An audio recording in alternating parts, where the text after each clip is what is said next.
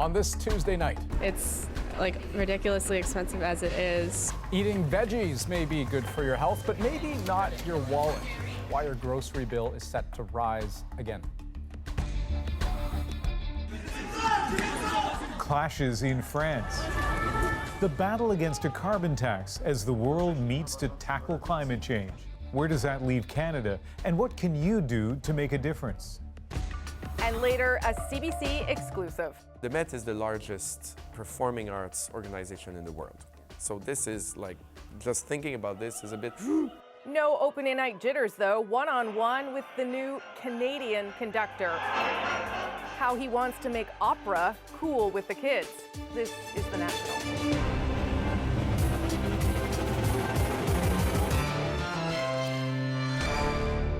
We begin tonight with two stories about your money, how you spend it, how you invest it. North American markets took a nosedive in trading today. The Dow Jones losing 3% of its value. We'll walk you through what's got investors so spooked in just a moment. But first, to one of our bigger regular expenses. Get ready to shell out more for food in 2019. Prices going up may make it more difficult for people to eat more healthy, and then they end up going to fast foods. According to a new study, a family of four will see their annual food bill surge past $12,000. That's an increase of $411. Dairy and baked goods all going up between 2 and 3%. Meat and seafood are the rare exceptions. They should actually cost less for the first time in a decade. But fruits and vegetables are going to cost you more, a lot more. Olivia Stefanovic explains why.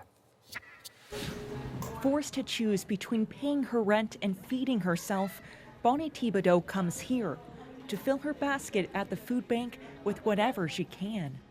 It's a pain that you can't fill. There's the hunger in your belly, the hunger in your heart. For Thibodeau, rising food prices leave her in a dire situation. Why does it have to go up? Checks aren't going up. Minimum wage isn't going up.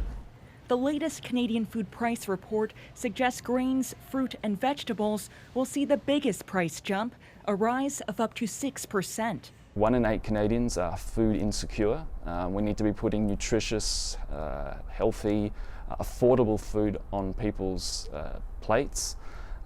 That's a problem. Part of the issue stems from Canada's reliance on the U.S., Mexico, and Central America to farm and ship produce. An El Nino weather event is in the forecast, meaning drier growing conditions and higher prices at checkout. Another reason, more Canadian producers are switching crops, choosing to grow pot instead of food for 30 to 40% the price. This could be a major food security issue for Canada. Back at the food bank, you have grape tomatoes, you have... There is concern higher prices will mean some families will struggle to get fresh fruits and vegetables. We want to make sure that every Canadian has the opportunity to get access to great quality food. And so when you see the fresh fruits and vegetables increasing at a dramatic rate, way beyond inflation, then you say, what's going to happen to the individuals most vulnerable? Children are going in without food, and we can't help them. As much as we try, we can't give them what they need. Meaning those struggling to get by with very little may have to make do with even less. Olivia Stefanovic, CBC News, Toronto. I want to move now from your grocery budget to your investments. Take a look at this market nosedive today. Stocks in the U.S. plunged after the opening bell, with the Dow falling by nearly 800 points. To put that in perspective for you, that's about 3% of its value. We've got our senior business correspondent, Peter Armstrong, joining us now to walk us through it. And so, Peter, what's going on here? It's a bunch of things, but the one commonality to those bunch of things is fear. Fear that maybe this trade war between the U.S. and China is actually getting worse, not better. Fear that maybe this 10-year-long run of growth in the markets has kind of run its course and begun to wind down, which would lead to the broader fear of an economic slowdown. And into all of that fear today comes Donald Trump tweeting about China and trade and tariffs, saying that he's bringing in all this money through these tariffs. The problem with that is twofold. One, we know it's American companies that are paying, not other Chinese companies that are paying those tariffs. And two, that he might be exacerbating that trade war and putting a bigger rift into that relationship.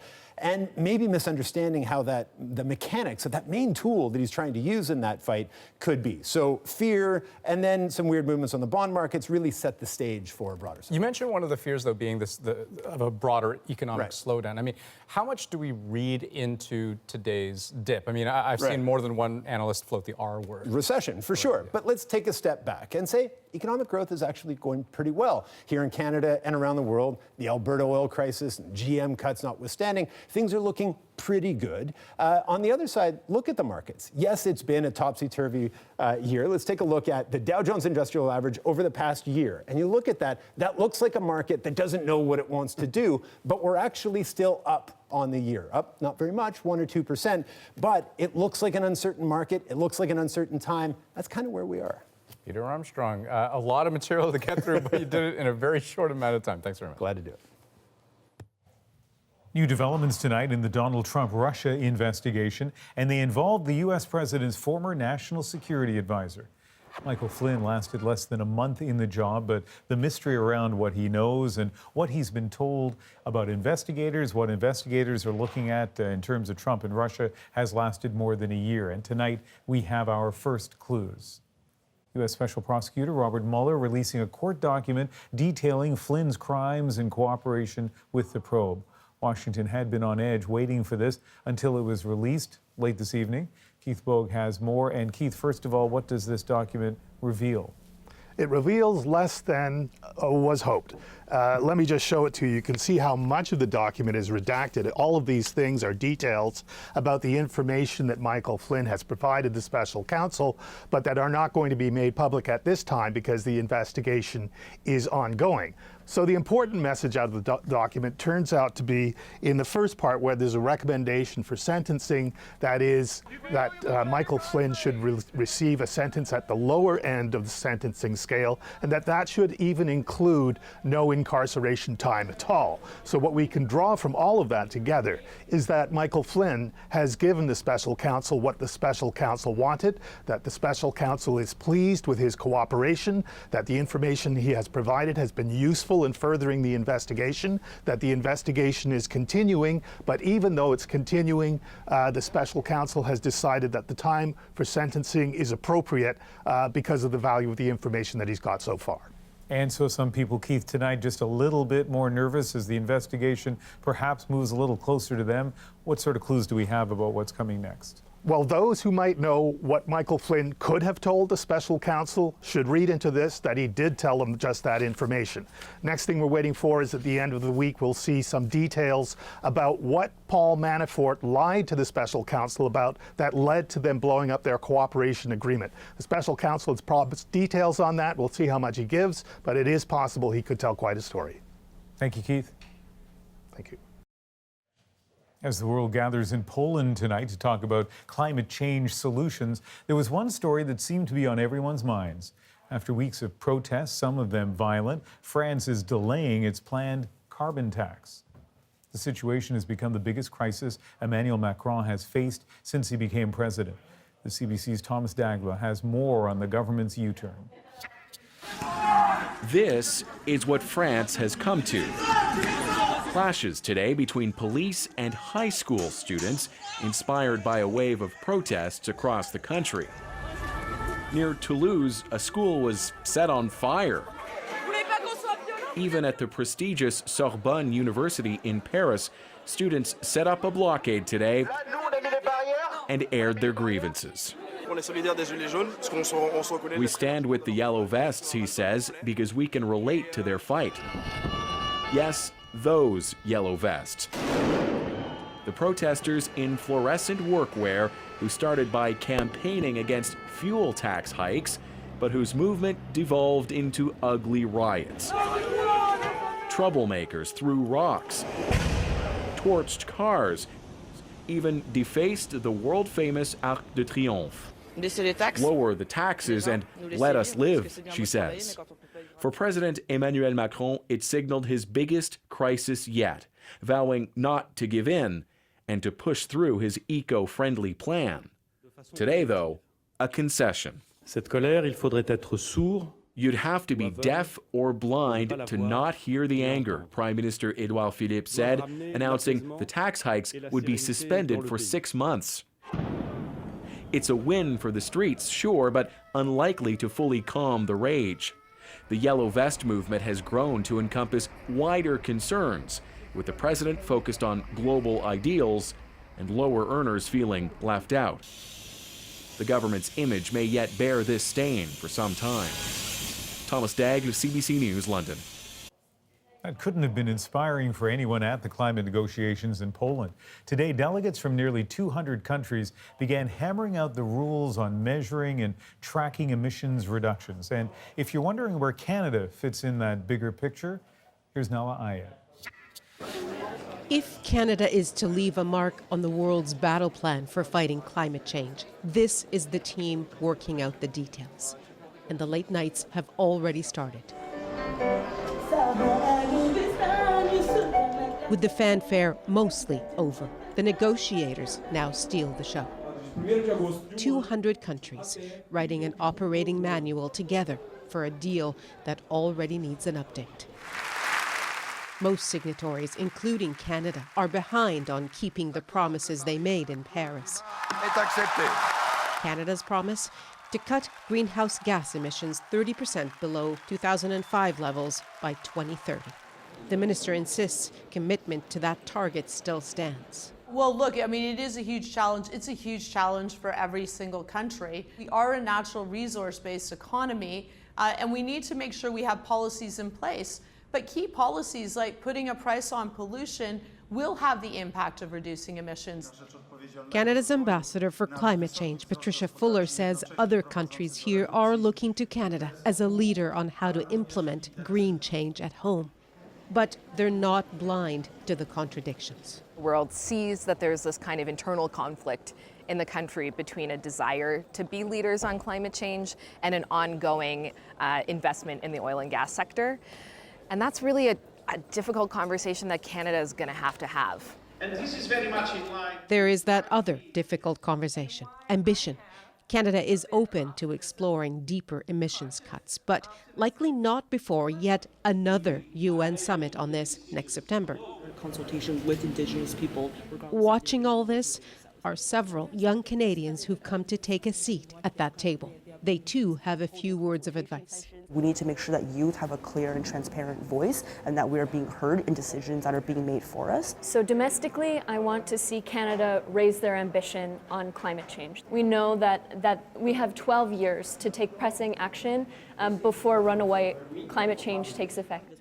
In being protective of the years that stretch ahead, they say they're in the majority. Nala Ayed, CBC News, Katowice, Poland. The federal government has a warning for drivers across the country. A crackdown on drunk driving is fast approaching, including mandatory breath tests if you are pulled over. The tough new laws will be in place in just 2 weeks from today and just in time for the holiday season. Evan Dyer has more on the changes and why some think they won't stand up in court. Just doing a ride spot check tonight. Any alcohol for you at all? No. No? That question may soon be irrelevant. In 2 weeks, police will be able to ask anyone they pull over for a roadside test, whether they have reason to suspect drinking or not. If you get behind the wheel of your car while impaired, you will be caught. Bill Blair says the new law is necessary because drunk drivers are getting crafty. If they simply deny having consumed alcohol, or if they disguise their breath, or the police are unable to detect the smell of alcohol, then the police cannot form reasonable suspicion in order to require the driver to submit to an alcohol screening test. A welcome change for Greg Thompson. His son died in a crash in 1999. The teen behind the wheel was impaired. This is the most significant step I've seen taken in this country, and it's a leap. It is a huge, huge leap. Hey, how are you this morning? But is it constitutional? The Canadian Bar Association argues it's likely to lead to the conviction of drivers who are not really impaired. The new law includes tests for cannabis, now legal, that even the government itself concedes could catch unimpaired people. Defense lawyer Kyla Lee specializes in impaired driving cases. Nobody can feel safe anymore on the roads. The police can stop you at random, they can demand that you provide a sample at random, and there are going to be a lot of people who are wrongfully arrested. The opposition isn't keen either. It's a serious infringement on individual liberty. It seems to be targeted really at the type of people who might have 1 or 2 beers over chicken wings with their friends. And there are concerns about how police will use these powers and who might be targeted. In some cities, it will be Aboriginal peoples who will be in the eyes of the police. In some other neighborhoods and other cities, it would be people of color. The Liberal government says if the powers are used in a biased way, then the stop won't be lawful and the results won't count. But the onus is on the person stopped to prove they were targeted unfairly, which usually involves proving what was in the officer's mind, a task that lawyers say in practice is nearly impossible. Evan Dyer, CBC News, Ottawa. Some of Canada's major radio networks are excluding a seasonal favorite from their holiday playlist because some people say the song promotes sexual assault. In Baby It's Cold Outside, a man tries to convince his date to stay inside where it's warm, and it's all just become too hot for Rogers, Bell Media, and CBC Music. Deanna Sumanak-Johnson looks into why. I really can't stay. Baby, it's cold outside. I've got to go away. Baby, it's cold outside.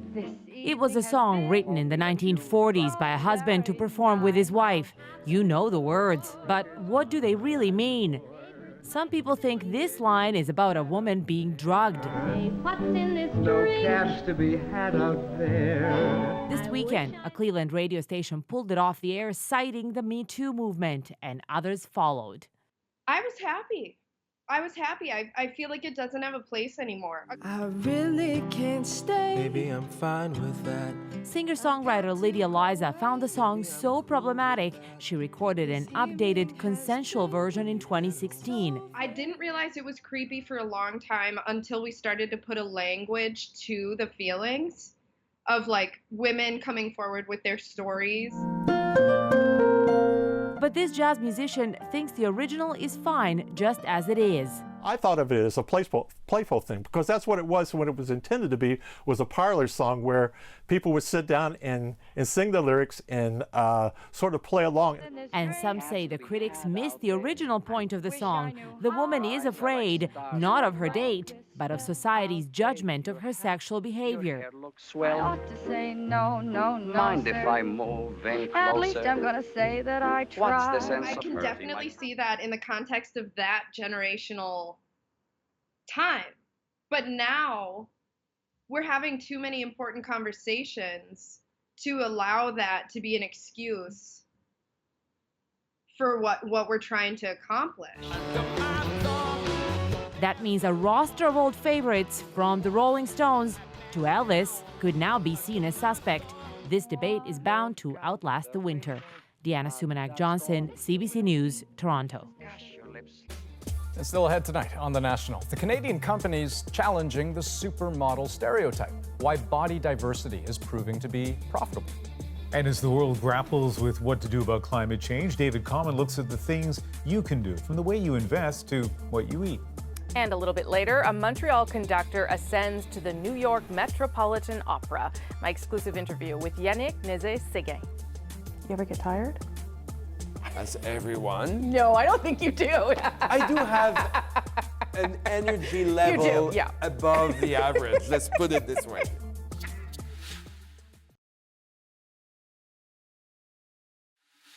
Said I'd catch you if you fall. And if they're laughing, This year's Victoria's Secret fashion show was controversial even before it was broadcast. More and more people are criticizing the company's approach to marketing because they say diverse body types should be celebrated, not ignored. That means enough with the stereotypically skinny runway model. But here's the thing, investors aren't happy either. The value of the company's stock has been falling for months, which raises the question, what is the connection between body diversity and profit? We asked Diane Buckner to find out. So Charlotte's an 8. Joanna Griffiths and her marketing team have a job to do. So this is the collection behind here that we're going to be shooting. Griffiths founded Knixwear, a brand of comfortable lingerie, in 2013. I'm in favor. Today's task? Choose who will model the product in an upcoming advertising campaign. So Caitlin's posted about us a ton. She could be good. The pictures aren't of professional models, though. They're all knixwear customers. The line has only ever used regular-looking women in its promotions, and it's worked. Sales this year will total $35 million, double what they were last year. Really want to create a brand that showcases women for the diverse, fantastic humans that they are. Embracing all body shapes and sizes isn't just for niche brands, though.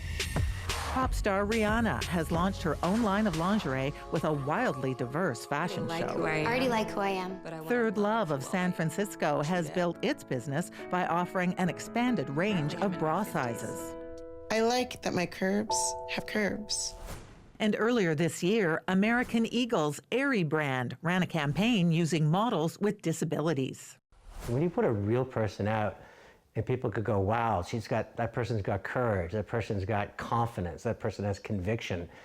That halo extends to the brand. Now she nods as if she's ready, lights go on. Advertising executive Tony Chapman worked on the Real Beauty campaign for Dove soap, which launched in 2004. Talked to women all over the world. Only 2% of the women thought they were beautiful. Yeah, now they take it and put it in Photoshop. By revealing how the fashion industry manipulates images and focusing on women's self-esteem, Dove saw an almost instant 400% increase in sales. Diversity is playing to in the sense that it says I'm authentic, I'm real, I understand what's going on in this community, I'm part of it. But it seems Victoria's Secret didn't get the memo.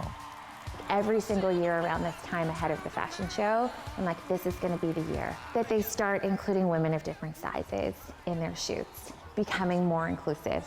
But every year they continuously decide not to. Victoria's Secret stock has been falling. It's down 40% from last year. Sales are slowing, and the CEO is out after only 2 years. The company still sells the majority of all lingerie around the world. The question is, will it continue to do so without embracing a more realistic range of body shapes? Diane Buckner, CBC News, Toronto. Ahead tonight on The National, the little boy who fought City Hall for the right to throw a snowball at his brother. His victory is our moment of the day. That's my kind of kid. First, though, it's one of music's greatest stages, and tonight, the New York Metropolitan Opera has a new conductor, a Canadian. My exclusive interview with Yannick Nézet-Séguin is next. I think opera is cool. I think it can become cooler. It can be hip, and the way to do it is interesting.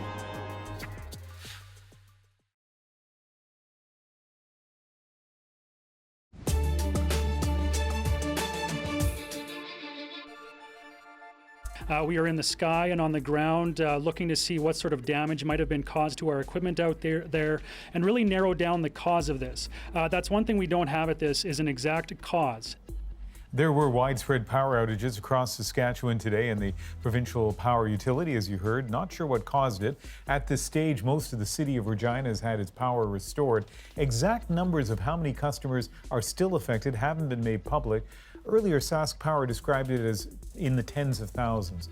The remaining outages are in the southeast part of the province. It's not yet known when that will be restored.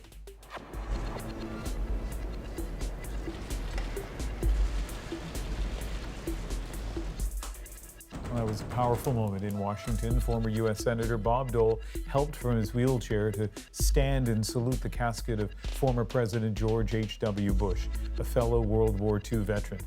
Members of the Bush family paid another visit today ahead of the funeral service tomorrow.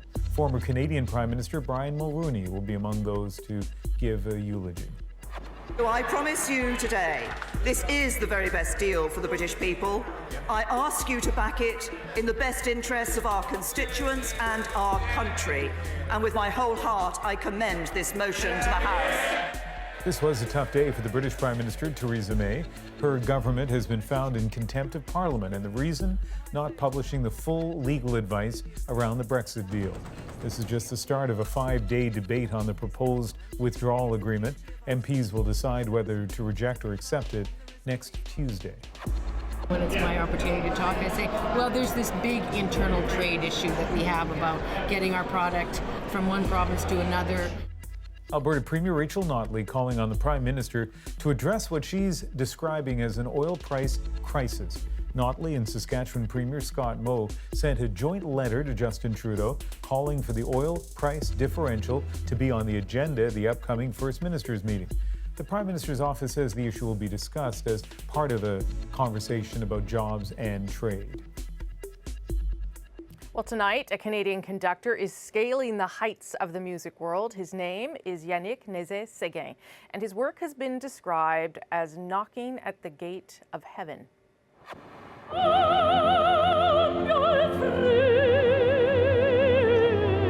Tonight in New York, he makes his official debut as the new music director of the Metropolitan Opera.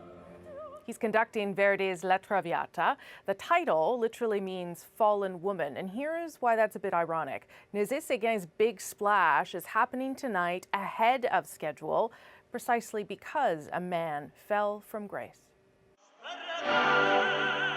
The Metropolitan Opera in New York is one of the world's grand stages. Regal, legendary, prestigious. But in recent years, the Met has faced its share of struggles, most notably a scandal involving its since-fired music director. The group fired James Levine after a sexual misconduct investigation. The Met required a new direction. Enter Yannick Nézet-Séguin, a Montreal-born star of the classical music world. The 43-year-old Canadian Maestro is considered a music visionary. He was primed to take the role in 2020, but with the need for fresh leadership, he was thrust into the job of a lifetime 2 years earlier than expected, becoming just the third music director in the Met's illustrious history. He's known for his energy, exuberance, and connection to his orchestra. Nice to meet you. Nice to meet you too. Thanks for welcoming us to your new home. Yes. I met up with him in New York. Nice to meet you, finally. Yes. I've read and heard a lot about you. You're sort of you're a phenomenon. Oh, I don't know. I have a pretty interesting life. You do. And it's true that I'm one of those people who can really say that I'm living my dream. Mm-hmm. So it's, I'm lucky.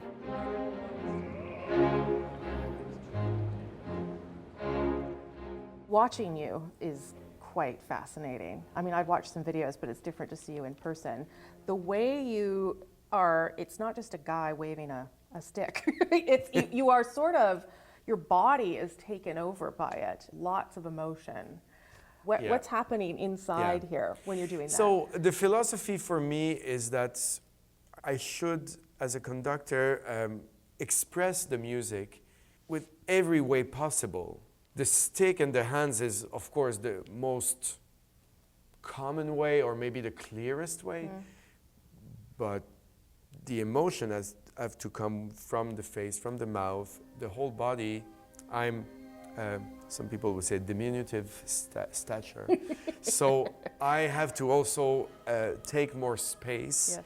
I never restrain myself to a place where I say, oh, you need to hold back. I'm less animated than I was 10 years ago, but that's just experience and trust and self-confidence and maturity. Maybe some people think that we take our stick and we look in the mirror and we try if it looks good or clear, and it never should happen. It should be just the mind. Well, that's what you look like when you were 10 on that video that everyone has seen. It does look like you were pretending to be what you thought a conductor was. Don't you think I didn't change? When I look at this, I say, hey, I'm doing the same thing The now. facial expressions are very similar.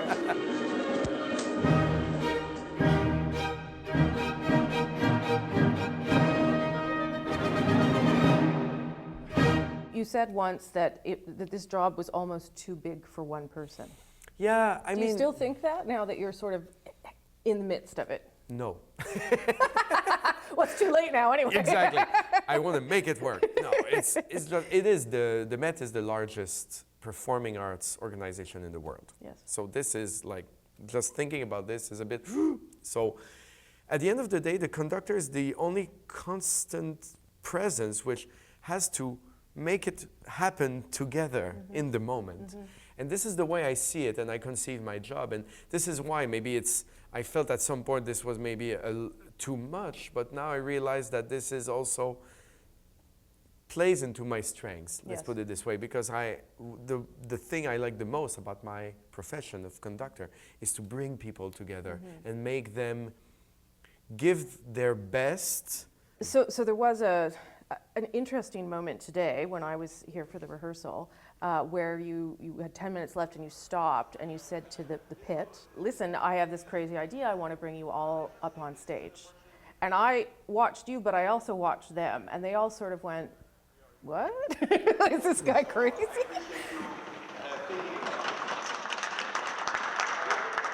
That's unusual, clearly, because of their reaction. What does that tell us about the kind of person you are, that you want to do that?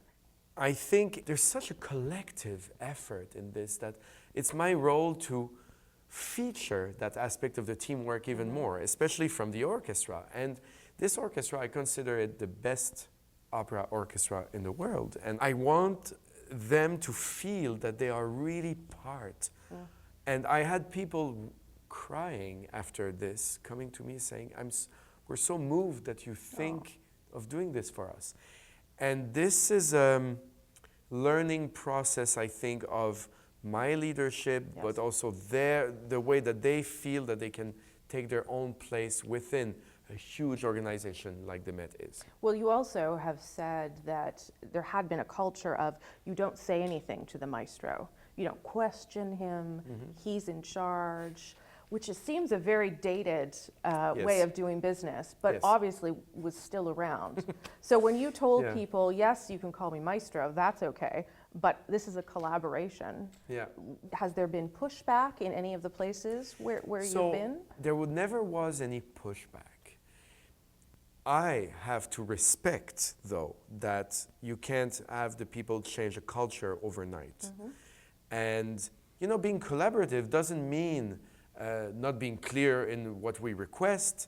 If you had been to rehearsal yesterday, you would have seen maybe a sharper version of me where I needed to be much more assertive about, hey, I heard about it from some of the floor hands, actually. No, I'm serious. And they said it was the first time they had heard you be a little sharp, but they actually respected it. Yeah, you know, one has to still be in charge, but in charge respectfully.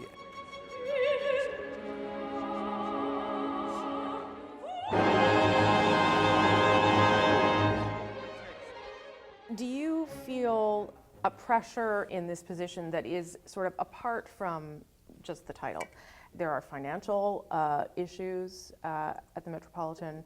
I wouldn't say young people are rushing for opera tickets. There is the issue around the previous conductor and sort of how do you redefine things after that, regardless of how it ends. There's a bit of a redemption story for the Opera House there too. Do you feel that pressure? I'm certainly not oblivious to that pressure. But here with the Met, it's a question of, yes, healing process somehow with certain traumatic experiences.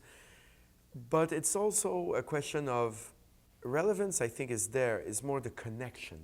The connection of the house with every inhabitant of New York. It's also the way we welcome young people, or regardless of age, just people from certain communities or people who feel that it's not for them. It's not accessible. Right, and it's not true in a way. It's people can go to the opera without knowing a word from the story.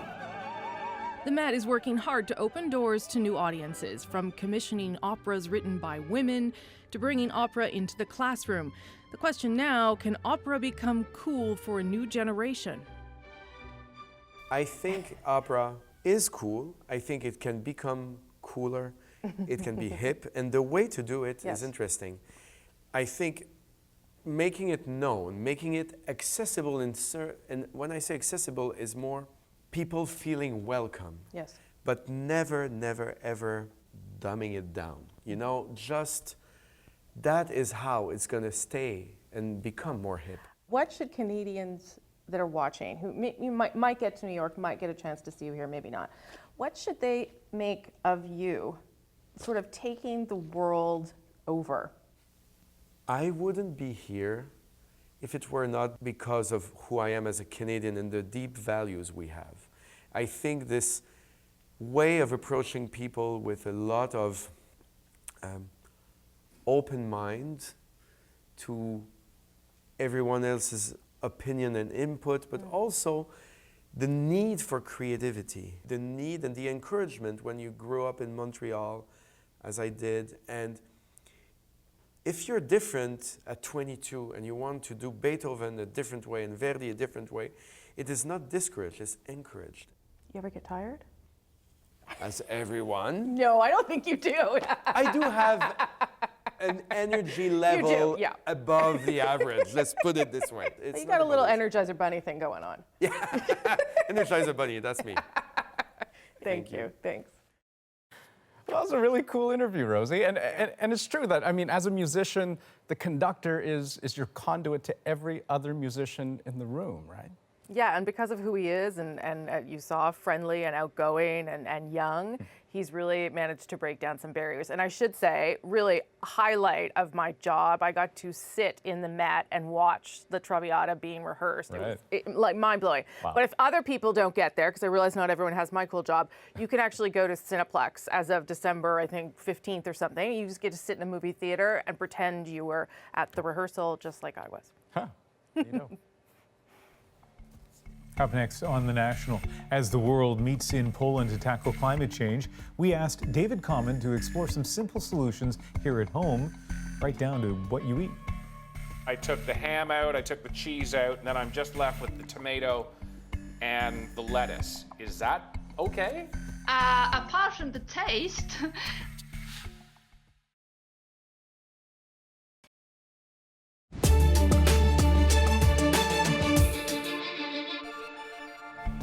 As we told you earlier, world leaders are in Poland this week for the Climate Change Summit, talking about dealing with it on a global scale. But when it comes to thinking locally, what kind of climate impact are we making day to day?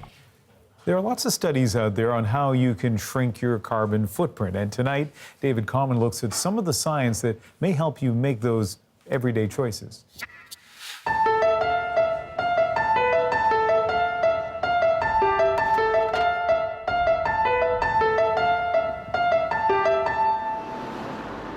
I bet you've questioned how much of a difference these things really make when it comes to reducing your carbon footprint. But what can you do now to actually help? Here's an example you might not have thought of to sink your teeth into. Hungry? Well, whatever you eat has a carbon footprint. You probably heard beef has one of the biggest, though most of us don't have one ingredient meals. Take, for instance, a lunchtime staple, the sandwich. Of course, a UK study actually looked at the carbon footprints of sandwiches, and Adisa Adzapagic is one of the authors. Adisa, what are the sandwiches we should avoid? well, the sandwich that you should avoid is ham and cheese, and also a breakfast sandwich which contains bacon, sausage, and an egg. Okay, so what if I suddenly went vegan and I took the ham out, I took the cheese out, and then I'm just left with the tomato and the lettuce? Is that okay? Apart from the taste, that should be okay, but it depends how tomato is grown. So in the UK, for example, most of the tomato is grown in greenhouses, and that requires energy, which means that the carbon footprint of tomato is really high. Oh. So just to give you an example, 1 kilogram of tomatoes would have 10 kilograms of CO2 equivalent emitted into the atmosphere. So that is 10 times more than its own weight. But if we imported tomato from Spain, where it's grown in open fields, then the carbon footprint is lower, even when you account for the transportation. So what can Canadians take away from your study? We have a choice in terms of the type of food that we eat. So generally less meat. And if you make a sandwich at home, you will normally halve the carbon footprint of your sandwich. If you do buy, packaging is a consideration, and you never guess what the best one is when it comes to carbon footprints. It's styrofoam of all things. It's lightweight, easy to produce, easy to transport. A University of Manchester study says it has 1.5 times less carbon footprint than aluminum, 3 times less than clear plastic. If you move into something like paper, well, that's okay so long as you actually compost it. Now, these are numbers specific to the United Kingdom, but reusable is always good so long as you reuse it. Don't lose your container. You got to use something like this 18 times to equal the carbon footprint of that styrofoam. If you move on to glass, hey, that's great, but you got to reuse it even more because of how carbon intensive it is to produce something like this.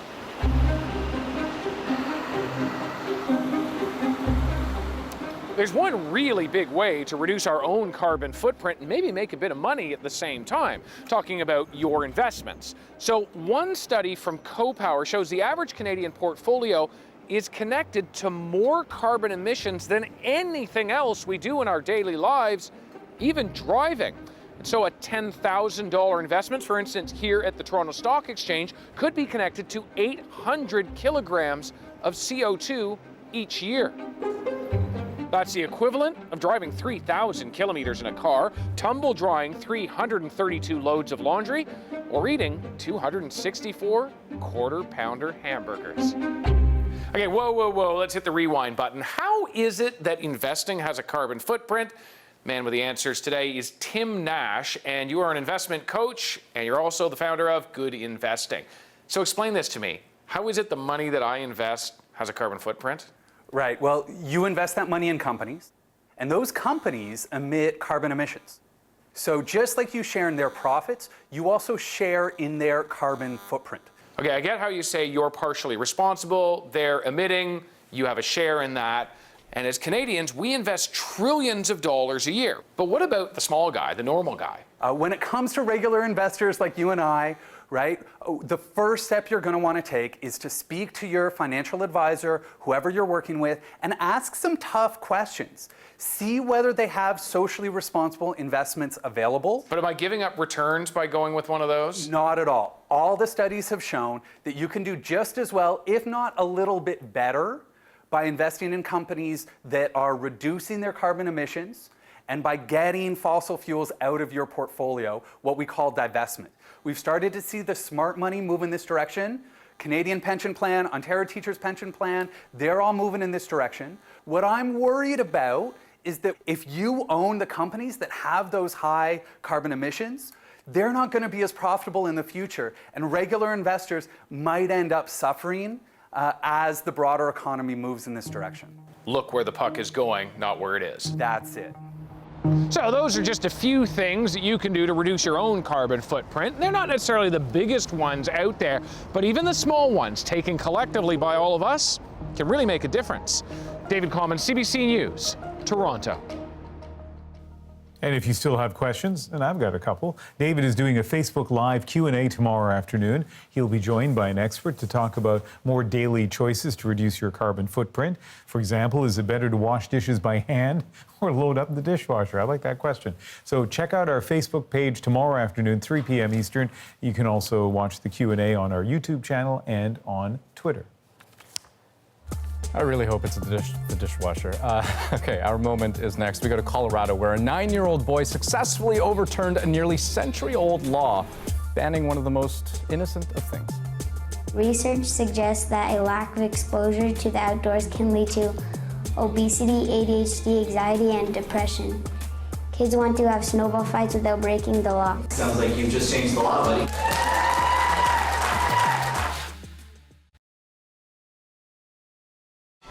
Who will be Canada's smartest person junior? My heart is going a mile a minute. Wednesdays at 8 on CBC. It all started with a school trip to City Hall. That's where Dane Best first discovered that throwing a snowball was against the law in his small town. And worse, that he'd been unknowingly participating in an illegal activity for the past 8 winters. It's a hardened criminal. Until now. The 9-year-old petitioned to City Council, presented his arguments, and won. So we caught up with him today back at City Hall, and that is our moment of the day. We are actually at the City Hall. I'm proud of myself. The mayor signed it, and I did a bunch of interviews. Yeah, I got to stamp it. I was just nervous because I was talking in front of a lot of people. Research suggests that a lack of exposure to the outdoors can lead to obesity, ADHD, anxiety, and depression. Kids want to have snowball fights without breaking the law. Yeah, he learned about the law and realized that he had been breaking the law for the last 8 years, so he was ready to change that law. I'm going to have a big snowball fight. I'm going to invite all my friends over, and we're going to have a big, huge snow. The whole town. I think Dane's a great young man, and there's going to be a lot of excitement in his future for sure. He's going to be the next president of the United States. So the small town of Severance, it's in Colorado in the United States. But here's the best part about the story. When the law was overturned, the board members apparently asked him who he wanted to hit first with a snowball, now that he could legally do it, and he pointed directly at his 4-year-old brother. Nice. I'm a little conflicted here. I mean, cute kid, precocious, and I don't know if I should admit this, but I grew up in a very snowy part of Canada, and I cannot throw. I do not have the skills to throw, so I actually would embrace a snowball fighting ban. I don't know. Did you notice there was no snow anywhere, though? That like someone was handing him pre-made snowballs? Yes. I'm not really sure. He's going to have to wait. Apparently snow is slated for next week. So anyway, I applaud any sort of snowball fight that involves a sibling. That's the National for December 4th. Good night, everybody. Good night.